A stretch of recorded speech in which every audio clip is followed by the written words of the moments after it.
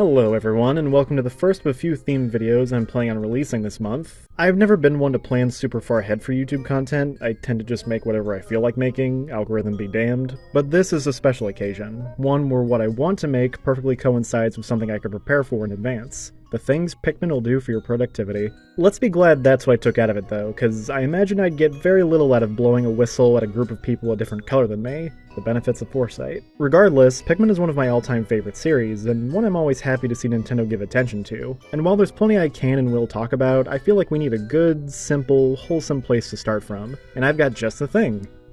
Louie.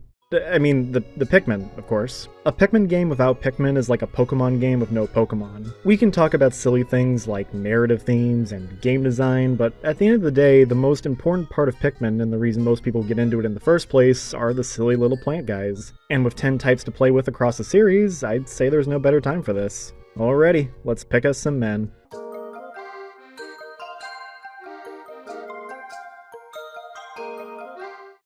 Well, we have to start somewhere, and I already feel bad because I like every Pikmin type. So asking me what's my least favorite type is like asking someone which of their children they like the least. So don't be too mad at me, but I'm labeling the blue Pikmin as the quote-unquote worst kind. These guys have been quite the topic of debate recently, and it's become clear that there's really only two ways to feel about blues. Either they're one of the best Pikmin types because they're the only reoccurring type that can both travel through water and retrieve objects in bodies of water, meaning they see plenty of usage in areas where there's lots of H2O, or they're the worst type because there's never a moment where you would want to use them outside of the things they're straight up required for. And yeah, consider me a member of that latter camp. I still like blue Pikmin, and I do enjoy bringing out a full squad with the intent of clearing a level of all its underwater goodies, but unlike every other Pikmin, they lack any big secondary upsides that would justify keeping them out past what they're mandatory for. They did get a couple of buffs in Pikmin 3, with them now being able to swim after enemies near the surface, and their AI now allowing them to take shortcuts through rivers and puddles, but both are pretty minuscule in the grand scheme of things. Especially the latter, since 3 also introduces winged Pikmin, which are all about taking shortcuts since they can just fly over water and a whole lot more. Oh, and you find them before Blues, by the way. That's probably Blue's biggest problem. The later games introduced other Pikmin types that could somewhat deal with water, and also Ochi, who can just ferry you and your whole squad across the Agua. The only niche they've been able to keep for themselves is their ability to go underwater, and even that's not technically true, since Ochi can also be upgraded to dive and even walk underwater. I don't know. I was tempted to not put them in last since they did see a lot more use back in the earlier installments, but the distant spring is a distant memory at this point. PNF 404 must be experiencing a lot of droughts these days.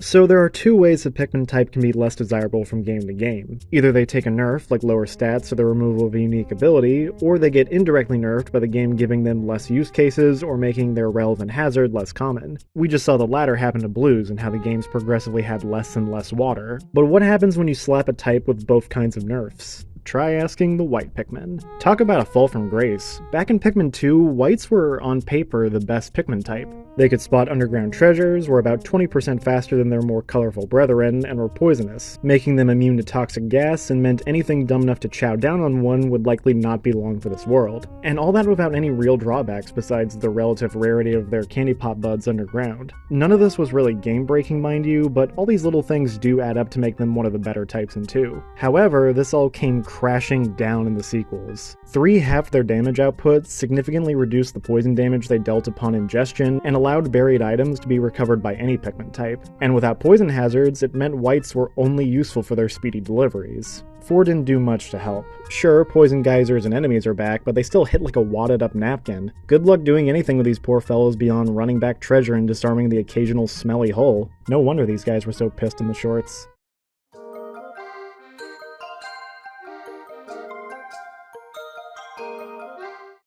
We finally get to our first type built more for combat than exploration with the rock Pikmin. And if you couldn't tell, they're exactly what the name says. If you've ever seen someone get hit by a small rock, you'll know they can inflict a surprising amount of pain. And that's rock Pikmin in a nutshell. They actually surprise you with the damage they can do. For instance, the average is considered to be 10 per attack, and even the stronger Pikmin types tend to only dish out 15 or 20 per hit. But chucking rocks directly at an enemy leads to them taking a unique amount of damage depending on what species it is, but most will take anywhere between 25 and 60 damage. That's pretty crazy, and it is balanced out by them not latching onto enemies to deal consistent headbutts. Instead, they bounce away and go in for a tackle that only does about as much damage as other Pikmin types, except all that takes a pretty long time. While that does mean rocks struggle hard against beefier enemies and bosses and have way worse DPS and prolonged combat, they still have easily the best burst damage in the game. Keeping around a crew of 20 to 30 rocks is enough to stone most enemies to death without risk of retaliation. In addition, while they lack any sort of elemental resistances, their tough rocky bodies make them sturdy enough to survive both stabbing attacks and insta-kill crush deaths, making them a godsend against the likes of the various arachnorbs, cannon larvae, and especially those wallywogs. And while stabbing moves aren't very common in Pikmin, it does make them immune to the only immediately deadly attack from the Plasma Wraith, so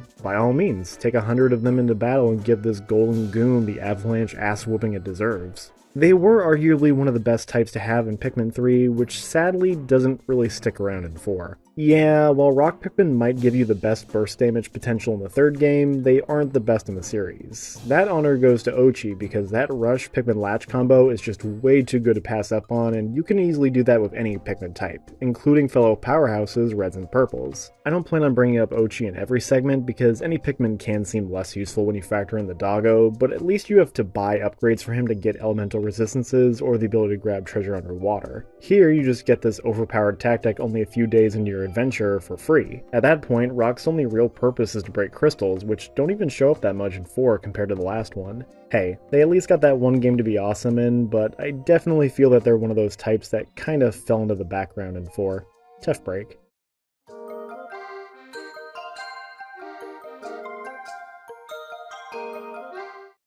Ah, the one that started it all.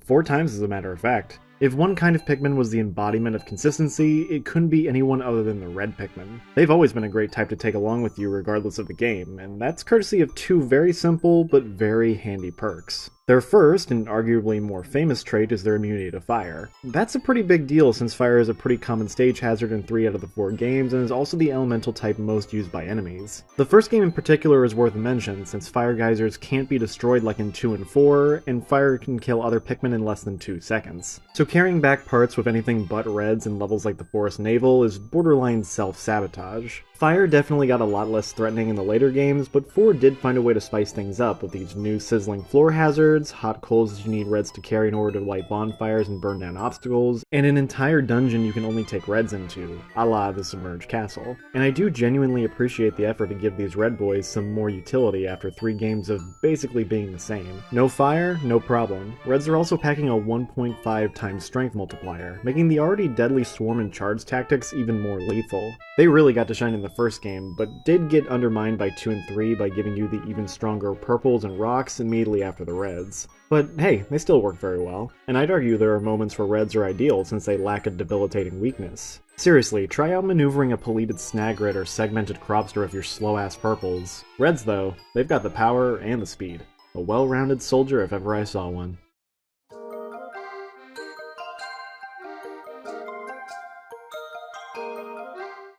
Not too far off from the reds, I'm pretty comfortable calling yellow Pikmin my favorite of the original 3 flavors of Pikmin, although they didn't start out that way. Yellows often took a backseat to their primary colored colleagues because their 2 skills, while still used frequently, still paled in comparison. The extra throw height was needed for a few ship parts, like 3.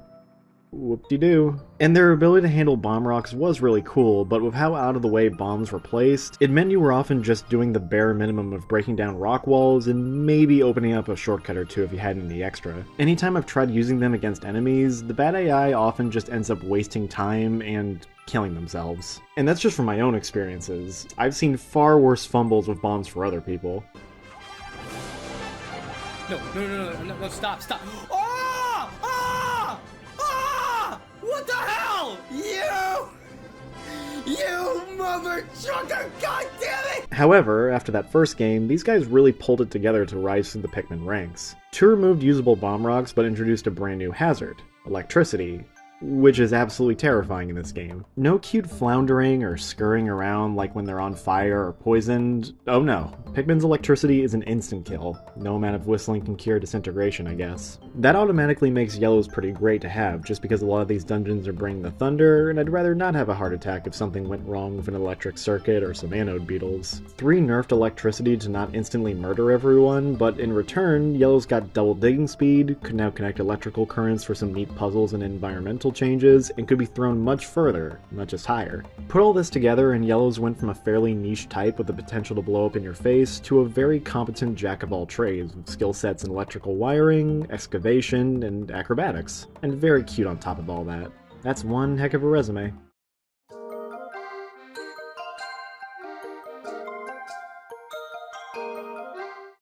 Okay, let's get this out of the way.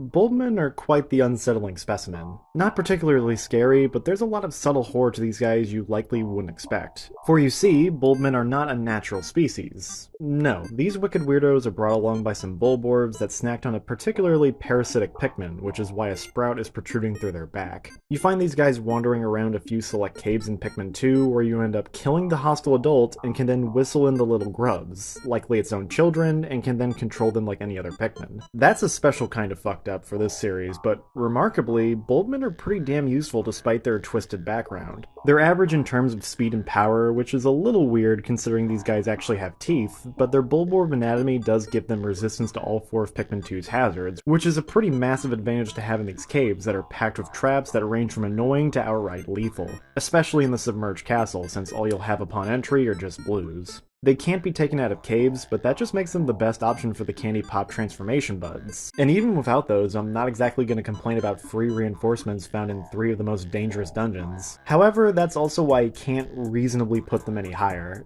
Yeah, Bulbmen are really cool, but they only appear in 1 game. And only for about 5% of that game. Now, would it be funny to put the Pikmin type with the least screen time and hasn't shown up since 2004 at the top of my list? Oh, absolutely, but I don't know if I'm that much of a meme lord to go through with that. One day, my child. One day.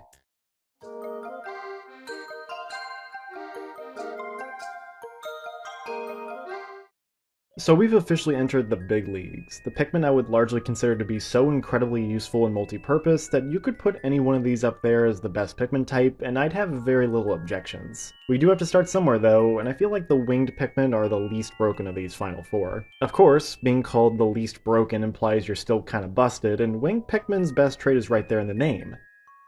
Pikmin. No, wings. Wings. They have wings. Winged Pikmin have the ability to fly, and it's kinda hard to stress just how much of an impact this makes on moment-to-moment gameplay. Every other type is limited to the ground, which means they've got to worry about everything. Enemies, hazards, water, bottomless pits, even just having an easy, convenient path back to base. With the power of flight, these pink pilots can grab anything and fly it back in a mostly straight line with minimal worries, barring a few flying enemies and that stupid tarantula. They do carry objects noticeably slower than other Pikmin types, but I don't think that matters too much, since that slower travel time is balanced out by them taking every shortcut imaginable for maximum efficiency. The only real sour spot these guys have is combat, since winged Pikmin only hit half as hard as other types. There was an ongoing rumor that they did increased damage against airborne opponents, but that's been proven false since, but I'd still argue they're a great choice against flying enemies or ones with an elevated weak point, since you can just charge them upwards and effectively have a perfect accuracy rate with them that you wouldn't have by throwing other types. And hey, despite them being broken for exploration and retrieval, that kinda seems to be the point, seeing as nothing was changed about them in Pikmin 4. Never mind, all this is perfectly fine, guys. Keep doing what you're doing.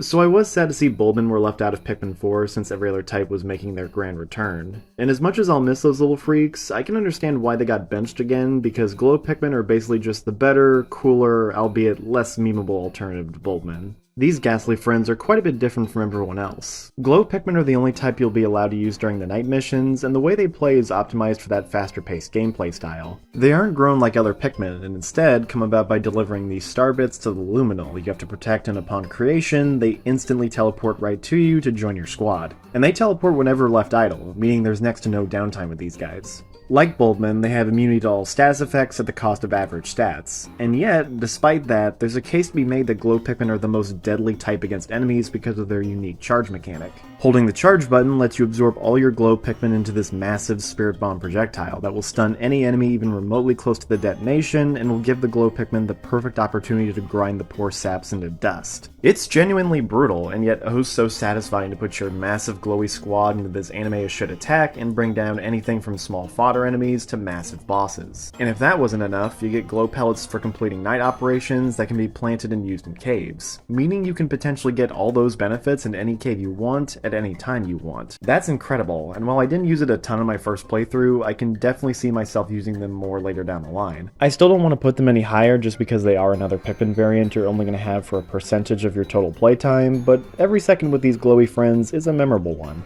Just try not to forget them in Pikmin 5, okay?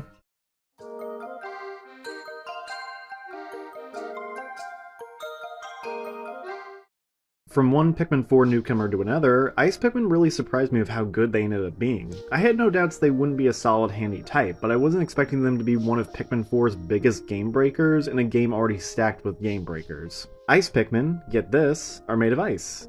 I'll give you a second to process that. And that gives them a lot of practical applications you likely wouldn't expect. As expected, they're immune to all manner of cold, which prevents them from being frozen and allows them to work in chillier dungeons without issue. And they're capable of braving the ponds and puddles of Pikmin 4 by either hovering over the water surface without ill effect, or simply freezing it, allowing any Pikmin type to cross at the cost of leaving them in place for as long as you need them to stay there. Of course, this does have its limitations. You can't freeze every body of water, unless you're really the kind of guy to ride or die with 100 Ice Pikmin. And this still can't help you get anything in the water since it'll be frozen in place, but that also applies to enemies. As long as they're at least partially above the surface, you can just kill it while it's completely frozen. And if that sounds kinda busted, let me assure you, it's actually completely busted, since you can use Ice Pikmin to freeze nearly every enemy, anytime, in any place. Every attack a Frosty Friend lands fills up this blue circle around the enemy's health, and if it fills up completely, the enemy will be frozen solid for 6 seconds. Unable to move, unable to attack, or even just shake off attackers. Hell, enemies frozen in midair are guaranteed dead since they'll just shatter on the ground. And if an enemy dies while frozen, they won't even leave a corpse behind, and instead will often leave you a drop of nectar or spicy spray.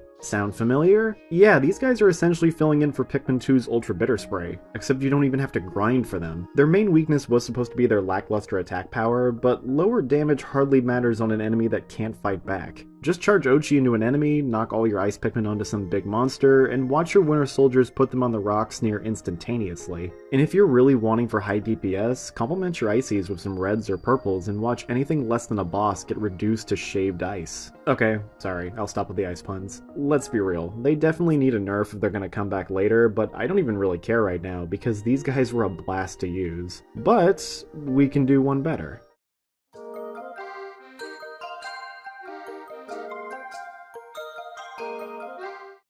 So here we are at the number 1 spot, and all of you know what's left at this point. The Alpha Pikmin, the apex of plant-based warfare that has all but the most fearsome of wildlife shaking like feeble leaves in the wind. Behold, the Purple Pikmin.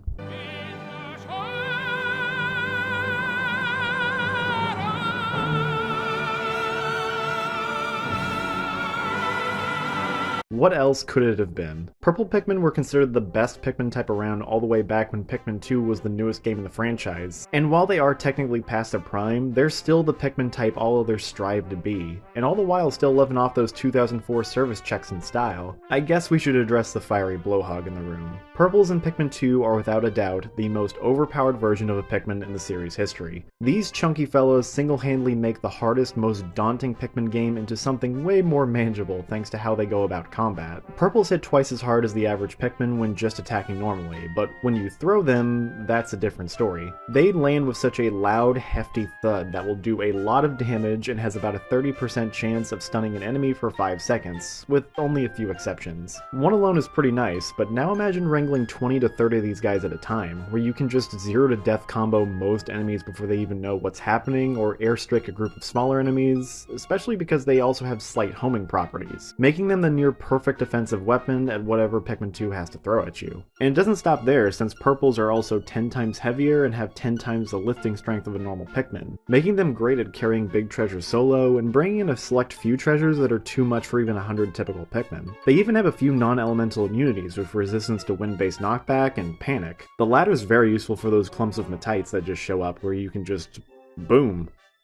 Instant flowers for everyone. Like whites, they got pushed back to mission mode and battle mode in 3, only because maybe they were just a tad broken in the last game, I don't know. And they did sadly lose most of their best traits in 3, only retaining their 10 times carrying strength and a 1.5 times attack multiplier. That really sucks, but at the same time, their main role in these modes is to just carry back big fruits alone, so I'm not that upset about it. I would, however, be a little upset if 4 kept them as mediocre as they were, but thankfully it managed to bring back purples in a way where they're still very strong, but definitely not as broken as they were in 2. For one, 4 rightfully saves them for the mid-game and are one of the last types you encounter in this game, unlike 2 where you can just find them in day 2. But purples kept their 10 times boost, kept their above average attacks, and they got their ground pound back. It can't stun enemies anymore, but the pound itself does crazy damage like before, dealing almost twice the impact damage of a thrown rock Pikmin, which is pretty wild to think about. Their most prevalent weakness besides the rarity of the violet candy pot buds is just their lacking ground speed, which do make them occasionally bad picks against more mobile enemies, but since Ochi is a thing in Pikmin 4, that big weakness is almost entirely gone since you can just give your purples a lift and take off for whatever needs its skull caved in. Truly, this is the symbiotic relationship we all needed to see. This has been Baleography, and I wish you all my very best.